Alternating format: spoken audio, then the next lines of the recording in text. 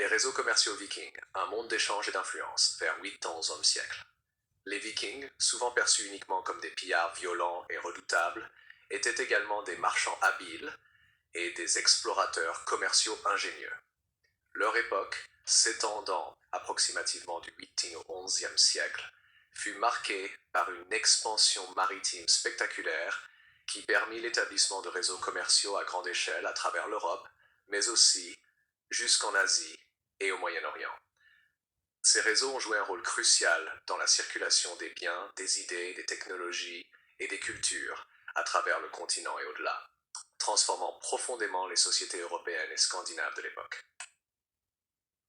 L'essor des échanges vikings. Les premiers raids vikings, bien que violents, furent souvent liés à des besoins économiques. Les communautés scandinaves, confrontées à des conditions climatiques difficiles et à une pression démographique croissante, cherchèrent à acquérir des ressources rares par la force ou le commerce. Le commerce viking, cependant, n'était pas limité à des échanges sporadiques. Il s'agissait d'un réseau sophistiqué qui connectait les régions scandinaves à l'Europe continentale, aux îles britanniques, à la Méditerranée et même au monde islamique.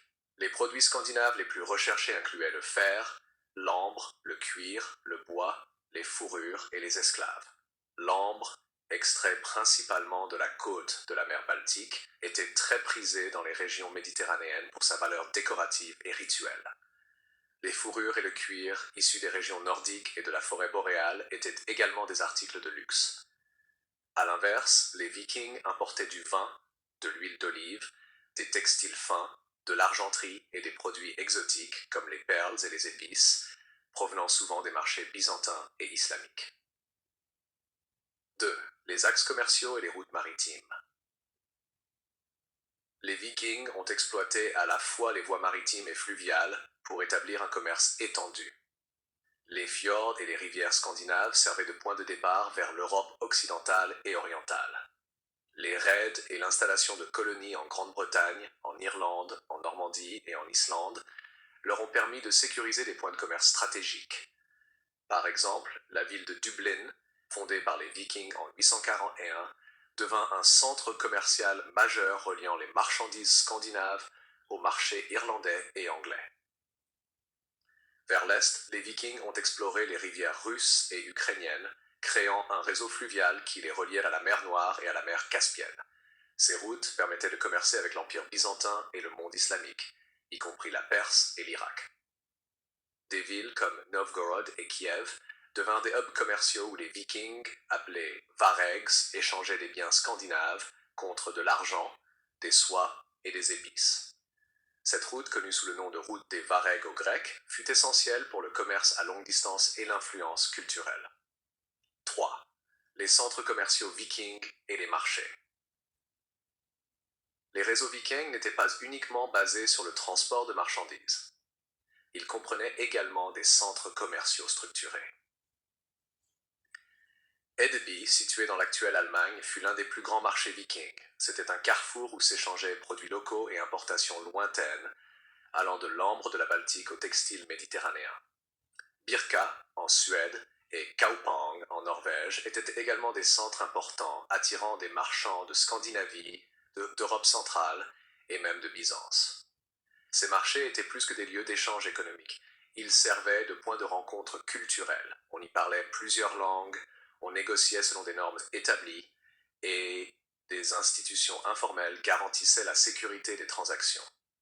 Les Vikings ont ainsi contribué à la naissance de pratiques commerciales plus sophistiquées, intégrant le troc, l'usage de l'argent, et même la régulation de certains poids et mesures. 4. L'influence des Vikings sur le commerce européen.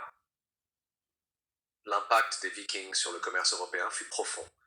Leur mobilité maritime a favorisé la circulation des biens et des monnaies, contribuant à l'émergence d'une économie plus intégrée. Le commerce viking a également renforcé les liens entre régions éloignées et a permis la diffusion de technologies et de connaissances.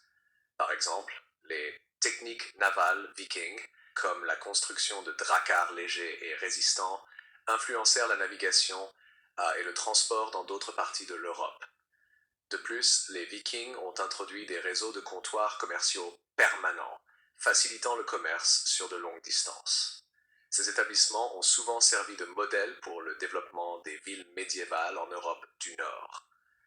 Leurs contacts avec Byzance et le monde islamique ont permis l'importation de monnaies, de textiles, de pierres précieuses et d'objets de luxe, stimulant ainsi l'économie locale et favorisant le goût pour les produits exotiques parmi les élites locales. 5. Les Vikings et le commerce avec le monde islamique.